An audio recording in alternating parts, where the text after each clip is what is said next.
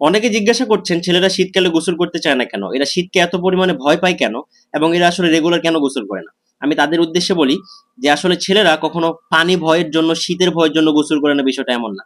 আমরা আসলে জাতি হিসেবে, বিশেষ করে ছেলেরা আসলে কখনো অপচয় পছন্দ করে না, এরা আসলে সবসময় অপচয় অপ্রিয় মানুষ। আমরা যদি প্রতিনিয়ত গোসল করতে থাকি তাহলে আমাদের পানি অপচয় হবে। আর আমরা যদি আসলে প্রতিনিয়ত গোসল করে পানি অপচয় হয় তাহলে আমাদের দেশ একদিন পানি শূন্যতায় ভুগবে। তো এই জন্য আমাদের আসলে প্রতিদিন গোসল না করে আমরা একটা উদ্যোগ নিয়েছি যে আমরা প্রতিদিন গোসল করবো না, আমরা কয়েকদিন পর গোসল করব, যাতে করে বাংলাদেশ কখনো পানি শূন্যতায় না ভোগে। এখান থেকে আমরা একটা উদ্যোগ গ্রহণ করেছি, আপনারা চাইলে এখান থেকে শিক্ষা নিতে পারেন। অনেকে জিজ্ঞাসা করছেন যে ছেলেদের রুম সবসময় এত অগোছানো থাকে কেন।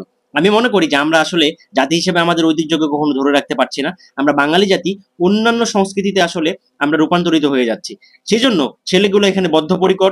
এরা সিদ্ধান্ত নিয়েছে যে কখনো আমাদের রুম আমরা পরিষ্কার করব না। একজন অবিবাহিত ছেলে এবং বিবাহিত ছেলের পার্থক্যই হচ্ছে একজন অবিবাহিত ছেলের রুম সবসময় অগোছানো থাকবে, অপরিষ্কার থাকবে, যাতে করে সে আসলে বৈবাহিক সঙ্গী এসে সে ঘরটা পরিপূর্ণ করে দিতে পারে।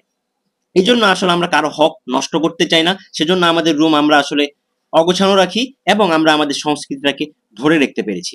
এখন অনেকে বলেন যে ছেলেরা আসলে এক কাপড়, শীতের এক কাপড় অথবা গ্রীষ্মের সময় এক কাপড় বারবার পরে কেন, কাপড় ধোয় না কেন, এরা তো নোংরা কেন। আমি তাদের উদ্দেশ্যে বলতে চাই, আমরা মনে করি এক সাবান কিনলে আমাদের সেটা 4 থেকে 5 মাস যাওয়া উচিত। আমরা যদি প্রতিনিয়ত আমাদের সাবান দিয়ে আমার কাপড় কাচতে থাকি তাহলে আমরা ব্যয়শীল জাতি হিসেবে পরিণত হব।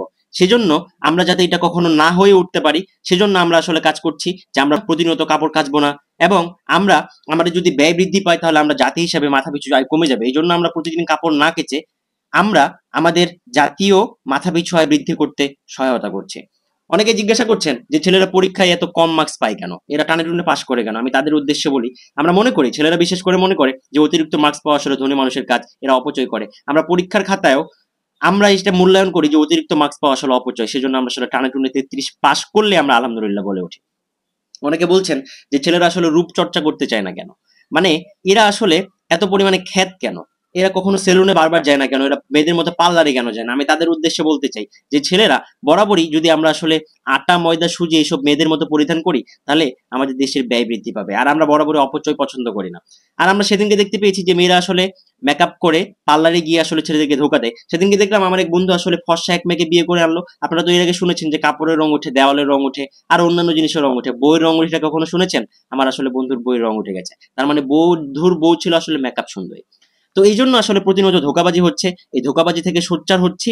এবং আমরা এই যে মেকআপ এবং ফেস ওয়াশ এবং এই যে আলতা, ময়দা এসব কোথা থেকে আসে, সব কারখানা বন্ধের জন্য আমরা আসলে আন্দোলনের ডাক দিয়েছি। আশা করি আপনারা ওইখান থেকে আন্দোলনে যোগদান করবেন।